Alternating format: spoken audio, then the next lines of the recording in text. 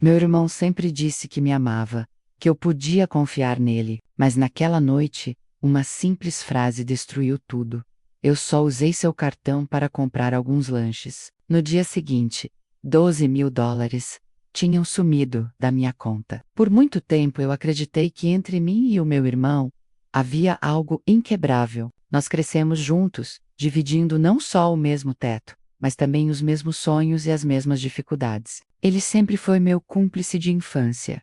Brincávamos no quintal até o sol desaparecer. Conspirávamos contra os conselhos rígidos dos nossos pais e até dividíamos segredos que jurávamos nunca contar a ninguém. Quando éramos pequenos, eu me sentia sua protetora. Ele era 2 anos mais novo e, de certa forma, eu sempre carreguei a ideia de que cabia a mim cuidar dele. Com o tempo, a vida nos separou em responsabilidades diferentes. Eu comecei a trabalhar cedo, a juntar dinheiro, a tentar construir uma vida estável. Ele, por outro lado, parecia sempre ter o espírito mais livre, mais descompromissado, mas apesar das diferenças, a confiança permanecia menos, ou pelo menos eu achava que permanecia, naquela noite. Quando ele apareceu sorrindo e soltou a frase aparentemente inocente, eu só usei seu cartão para comprar alguns lanches. Eu nem questionei. Era o meu irmão. Se ele precisasse de mim, eu ajudaria. Eu não imaginava, nem de longe, o tamanho da mentira escondida por trás daquela desculpa simplória.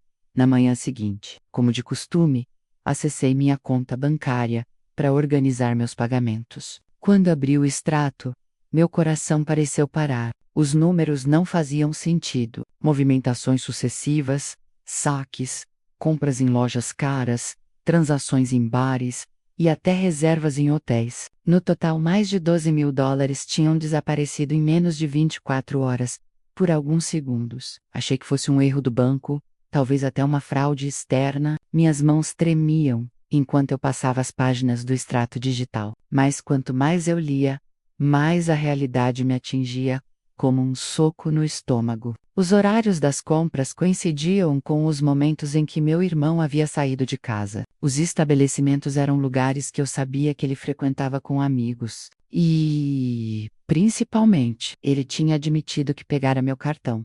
A sensação que me invadiu foi uma mistura impossível de descrever. Primeiro, a incredulidade, menos como se meu cérebro recusasse aceitar a evidência. Depois, veio a dor.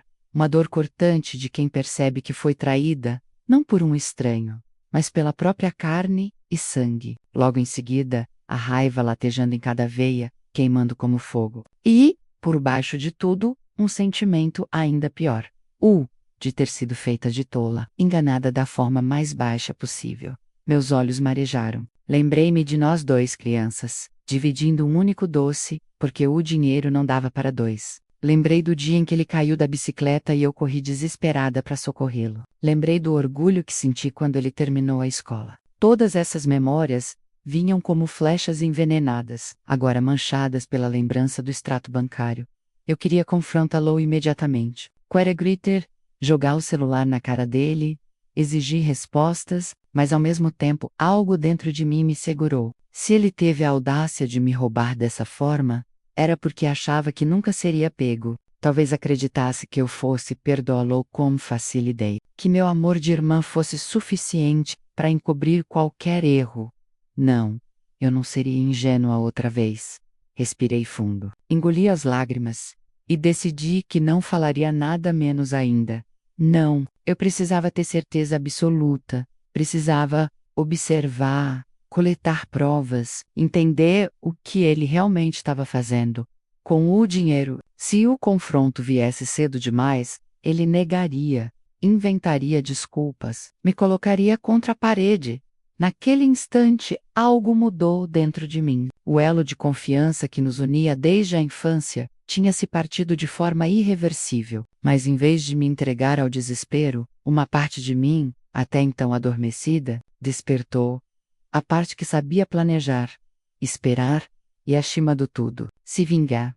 Fechei o extrato, ainda com as mãos trêmulas, e pensei: se ele acredita que me enganou, é porque não conhece a força de quem ele traiu. Nos dias seguintes, comecei a observar com mais atenção os movimentos do meu irmão. Era impossível ignorar. Se antes ele vivia reclamando da falta de dinheiro, de repente parecia nadar em abundância. Carros caros o buscavam em casa, ele aparecia com roupas novas de marcas, que eu só via em revistas, e até o perfume que usava parecia importado. Forte e caro demais para alguém que, até outro dia, não tinha nem dinheiro para colocar gasolina na moto velha. No início, pensei que talvez estivesse exagerando. Quis acreditar que tudo aquilo fosse fruto de algum golpe de sorte. Talvez um emprego novo, um projeto que eu desconhecia, mas bastou uma olhada mais profunda para a verdade me atingir com toda a força. Os gastos que apareciam no meu extrato correspondiam exatamente às compras que sustentavam aquele luxo. Repentinamente estavam notas de bares sofisticados, festas em clubes privados, presentes caríssimos comprados em joalherias e até reservas em hotéis para noites românticas. O lanche que ele dizia ter comprado se transformava, diante dos meus olhos, em festas regadas a bebida e ostentação. A raiva me corroía, mas havia algo ainda pior. A vergonha. Amigos em comum começaram a comentar sobre o novo estilo de vida dele, como se fosse um jovem de sucesso, alguém que finalmente havia encontrado o próprio caminho. Alguns até o elogiavam por ter se dado bem, enquanto eu, a verdadeira responsável pelo dinheiro que bancava essa farsa, permanecia em silêncio. A gota d'água veio quando uma tia comentou, no almoço de domingo, que meu irmão estava encantando a namorada com presentes luxuosos, bolsas caras, joias e até viagens planejadas. Eu sorri amarelo, engolindo em seco, mas por dentro senti como se estivesse sendo apunhalada. O dinheiro que eu havia economizado com tanto esforço, com tantas noites de trabalho e renúncia, estava sendo usado para comprar um amor que nem era dele de verdade, mas sim uma ilusão sustentada à minha custa. Não aguentei. Esperei um momento a sós e decidi confrontá-lo, ainda que não revelasse tudo o que sabia. Perguntei, com a voz trêmula mas firme: "Você realmente só comprou lanches com o meu cartão?" El riu, um riso debochado, frio, que nunca tinha visto nele antes. "Você está mesmo levando isso tão a sério? Dinheiro é só papel. Você trabalha, ganha mais. Eu só tô aproveitando um pouco." Minhas mãos suaram. "Aproveitando? Você roubou de mim. Você mentiu pra mim. $12.000 não são papel, são anos da minha vida. São horas que eu troquei por aquele dinheiro." Ele se recostou no sofá, cruzou os braços, e com aquele tom arrogante, continuou: "Você sempre foi tão certinha, tão obcecada por números e contas. Por quê? Não relaxa. Eu merecia um pouco de diversão. Além do mais, você nem sentiria falta se não tivesse descoberto. Está sendo mesquinha demais." Aquela palavra, menos mesquinha, menos caiu sobre mim como um veneno. Ele não apenas não demonstrava arrependimento, como ainda me fazia sentir culpada por exigir o mínimo respeito. Eu o encarei, sem conseguir responder de imediato. Dentro de mim, uma guerra se formava. Parte de mim queria gritar, arrancar confissões, talvez até expulsá-lo de casa. Mas outra parte, mais fria, mais sombria, menos, começou a se erguer silenciosa. Era a parte que não aceitava a humilhação. A parte que transformava a dor em força, a raiva em estratégia. Naquele instante, percebi que não havia mais volta. O irmão que eu conheci e aquele garoto com quem dividi minha infância não existia mais. Diante de mim estava apenas um homem egoísta, cego pela vaidade, que me via como uma fonte de recursos e nada mais. Foi então que algo se acendeu dentro de mim. Se ele acreditava que podia me roubar, me humilhar e ainda me acusar de ser mesquinha, estava completamente enganado. Eu não era mesquinha, eu era paciente, e a partir daquele momento, ele tinha acabado de me dar a centelha necessária para acender a chama da vingança.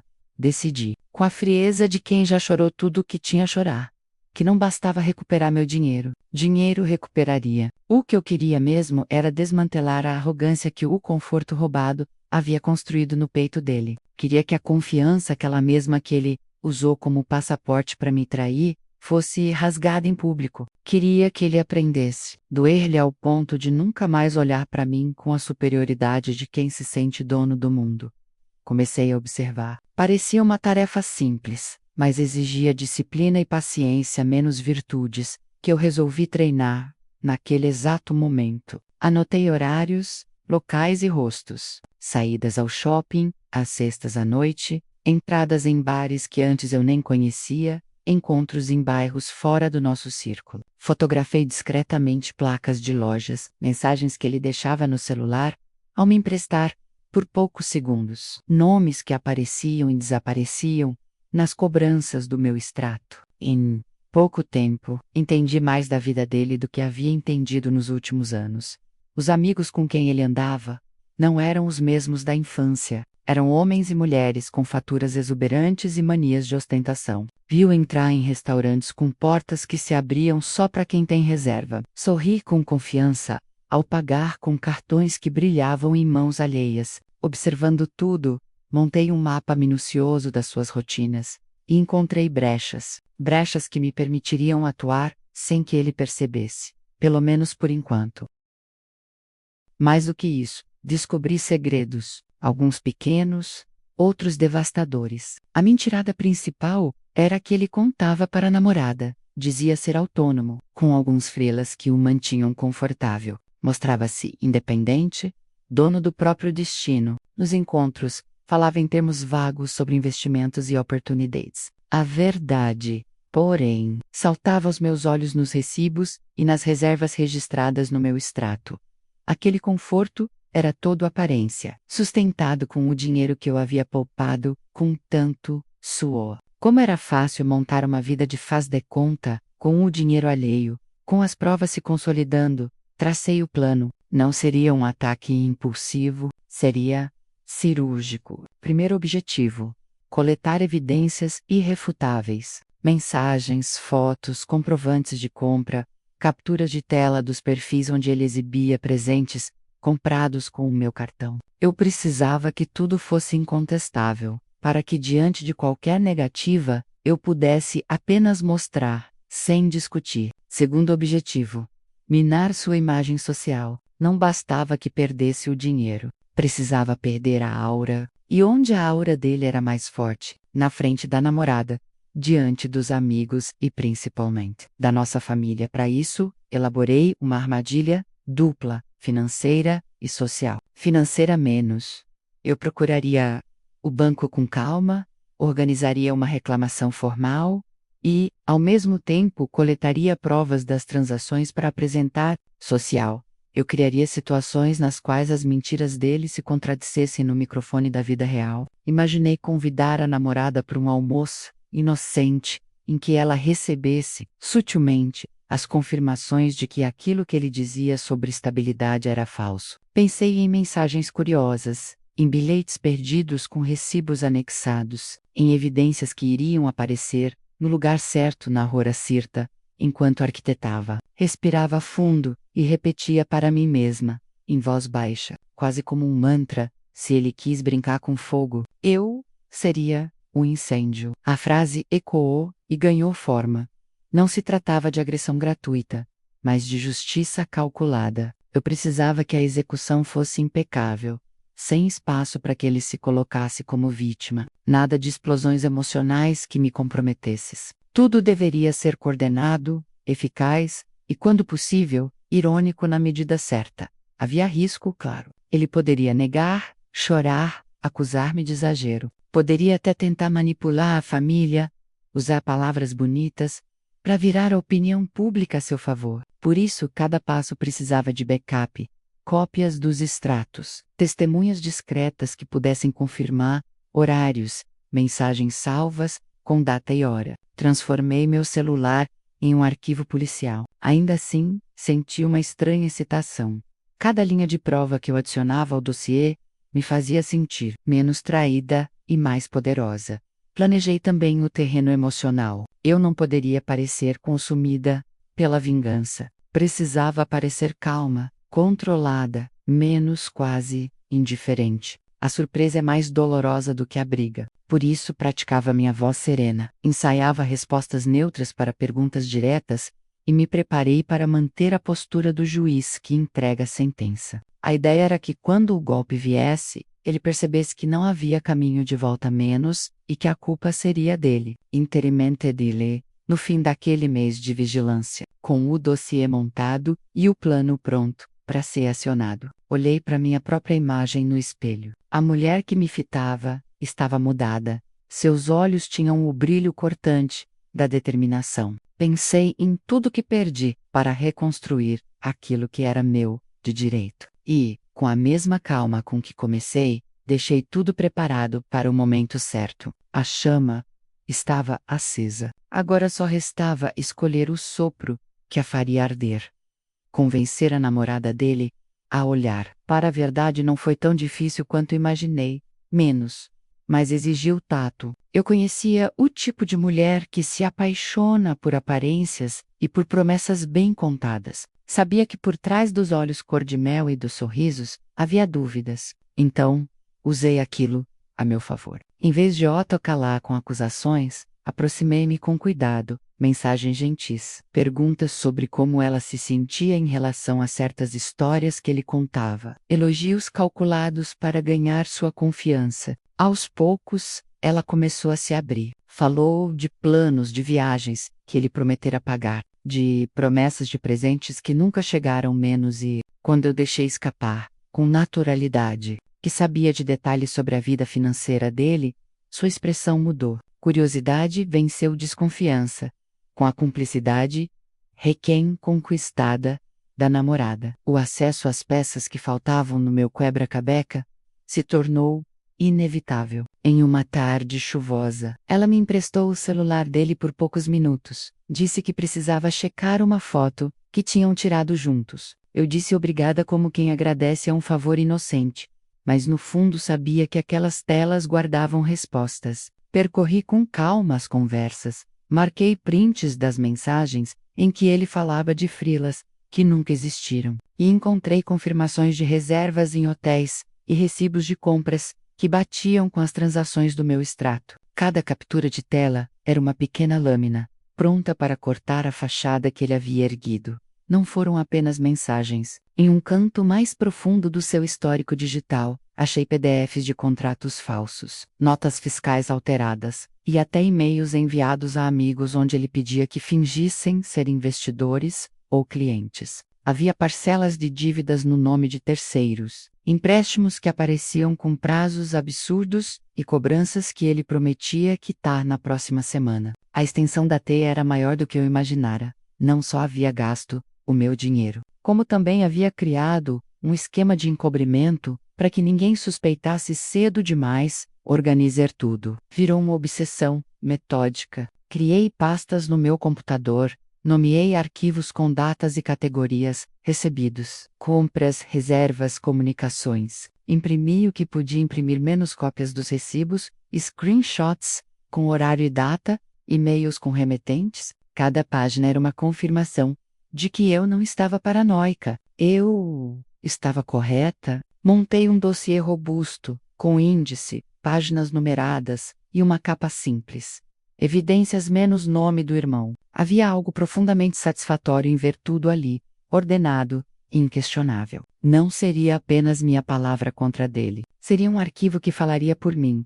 A parte social do plano exigia timing. Não queria expor tudo em uma conversa improvisada. Eu queria um palco e uma audiência que amplificasse a queda. Então, marquei a data do jantar de família com cuidado. Escolhi uma sexta-feira, quando a casa de nossos pais costuma se encher de parentes e histórias, e quando o orgulho de meu irmão o faria querer se vangloriar. Enviai convites discretos, era apenas um jantar familiar para celebrar um aniversário atrasado de tia, nada mais. E ele aceitou, com prontidão, claro, já pronto para se exibir com o carro que dizia ter comprado e as roupas novas que tanto gostava de mostrar, nos dias que antecederam o jantar. Refinei meu roteiro, defini a hora certa para apresentar a primeira prova menos algo leve. Uma pergunta, aqui, uma foto, acidentalmente deixada sobre a mesa ali, e preparei o clímax para o momento em que a maior prova fosse revelada. Combinei com a namorada uma sequência lógica. Ela faria perguntas constrangedoras sobre datas de reservas. Eu mostraria Um recibo. Algum primo curioso faria a ligação entre aquele recibo e o cartão, que supostamente era meu. O objetivo era simples: deixar que as peças se encaixassem sozinhas, sem que eu precisasse dizer nada. A verdade deveria emergir como uma carruagem puxada por fatos, não por vingança gritante. Na noite do jantar, enquanto a família chegava e o aroma do assado se espalhava pela casa, meu irmão entrou confiante, dando risadinhas e ajeitando a jaqueta nova. Ele mal sabia que aquela mesa estava silenciosamente armada contra ele. Cada taça que brindávamos era um passo em direção ao momento da exposição. E eu, sentada com um dossiê discretamente na bolsa, sentia o frio gostoso do controle absoluto. Naquela noite, meu irmão achava que ia se gabar do carro novo, mas não sabia que eu seria a juíza da sua própria condenação. E o o jantar começou como qualquer outro encontro de família: risos, protos-shows, histórias repetidas que sempre arrancavam gargalhadas. Meu irmão estava no auge da confiança. Sentou-se na ponta da mesa, como se fosse o anfitrião, e começou a falar sobre oportunidades de negócios e clientes importantes. Cada palavra dele era uma mentira cuidadosamente ensaiada, e eu o observava em silêncio, saboreando o momento em que a cortina cairia. Ele se gabava do carro novo, descrevia viagens que supostamente faria no próximo mês, e até insinuava que pensava em abrir uma empresa própria. Minha mãe sorria orgulhosa, meu pai acenava com a cabeça, e alguns primos o olhavam com admiração. Eu, no entanto, apenas mexia lentamente o vinho no copo, esperando a hora certa.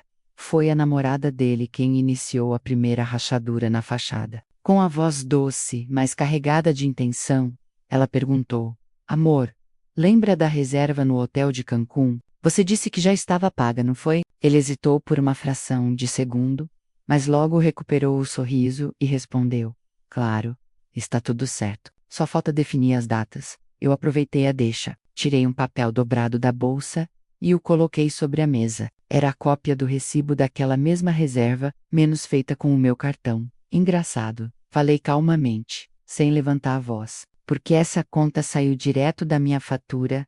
O silêncio caiu pesado sobre a sala. Todos pararam de mastigar. Meu irmão riu, nervoso, tentando disfarçar. Você está confundindo, irmã. Deve ser outro pagamento. Sem me alterar, tirei mais papéis. Recebidos de joias, notas de bens, compras em lojas de grife, todos com o número do meu cartão registrado. Confundindo? Perguntei, olhando nos olhos dele. $12.000 em menos de um mês, todos gastos por você, e não foram em lanches.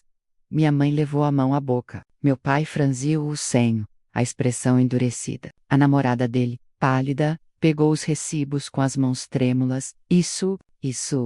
Isso é verdade? Ela perguntou, a voz quase um sussurro. Ele tentou rir de novo, mas a risada saiu forçada, seca. Ela está exagerando. Está dramatizando. Dinheiro é só papel. E devolver. Levantei a voz pela primeira vez. Devolver? Você mentiu para todos nós. Fingiu ser independente. Um grande homem de negócios, quando na verdade usava o dinheiro que não era seu. As provas continuaram a se acumular. Mostrei capturas de tela das mensagens onde ele inventava histórias para os amigos, comprovantes de dívidas escondidas, até um e-mail em que implorava por prazo extra para pagar um empréstimo. A cada folha exibida, o rosto dele ficava mais vermelho, mais suado, mais desesperado. A namorada não suportou. Levantou-se da mesa, jogou os papéis na cara dele e disse, em voz firme: Você é um mentiroso. Não quero mais nada com você. E saiu, batendo a porta atrás de si. Foi como se o chão tivesse se aberto sob seus pés. Meu irmão, até então, arrogante e cheio de confiança, ficou sem palavras. A família inteira olhava para ele em choque, menos alguns com raiva, outros com decepção, todos sem conseguir acreditar no tamanho da farsa. Mas ainda havia o golpe final. Respirei fundo e tirei do bolso um envelope para completar. Entrei em contato com o banco. Denunciei as movimentações suspeitas e registrei todas as provas. O banco já transferiu de volta parte do valor para minha conta e está analisando o restante. Legalmente, você não tem mais como escapar. O som da minha voz ecoou pela sala. Ele me encarou com os olhos arregalados, como se finalmente entendesse que não havia saída. Tentou falar algo, mas as palavras não saíram. Você não pode fazer isso comigo, murmurou, quase sem voz. Posso, e já fiz menos, respondi. Você roubou de mim, me humilhou, e ainda tentou me culpar por ser mesquinha. Agora, todos sabem quem você realmente é. Ele se encolheu na cadeira, o corpo curvado, como se tivesse perdido toda a força. Aquele mesmo homem, que minutos antes se gabava de conquistas falsas, estava agora reduzido a nada mais do que um ladrão exposto diante da própria família. Minha mãe chorava em silêncio. Meu pai, com a voz dura, apenas disse: "Você nos envergonhou." Meu irmão abaixou a cabeça. Não havia mais risos, nem desculpas, nem bravatas. Havia apenas a queda, menos uma queda que eu havia planejado com paciência, tiolo por tiolo, até o castelo de mentiras desmoronar. Olhei para ele uma última vez naquela noite. Vi não só um traidor, mas um homem despido de todas as máscaras, reduzido ao que realmente era, arrogância vazia e vergonha. E dentro de mim, pela primeira vez em semanas, senti paz, naquela noite. Quando o jantar terminou em silêncio pesado e olhares carregados de reprovação, eu soube que algo dentro de mim também havia terminado. Não era apenas o vínculo de confiança entre irmãos que tinha se rompido, mas a versão de mim mesma que aceitava ser tratada como apoio incondicional, como alguém de quem se pode tirar sem limites, sem consequências. Eu não queria apenas recuperar o dinheiro. A minha vingança tinha sido por algo muito maior. Pelo respeito, pela dignidade, por tudo o que ele havia tentado arrancar de mim junto com aqueles $12.000. Durante dias depois da revelação, pensei se sentiria arrependimento. Mas a verdade é que não. Pelo contrário, um estranho vazio foi preenchido dentro de mim. Não era satisfação sádica, tampouco alegria pelo sofrimento dele. Era algo diferente, a sensação de ter recuperado o controle, de ter mostrado que ninguém tem o direito de brincar com a minha confiança e sair ileso. Meu irmão acreditava que eu era frágil, que o amor de família me cegaria, a ponto de deixar passar qualquer coisa. Ele descobriu da forma mais dura que a minha bondade não era sinônimo de fraqueza.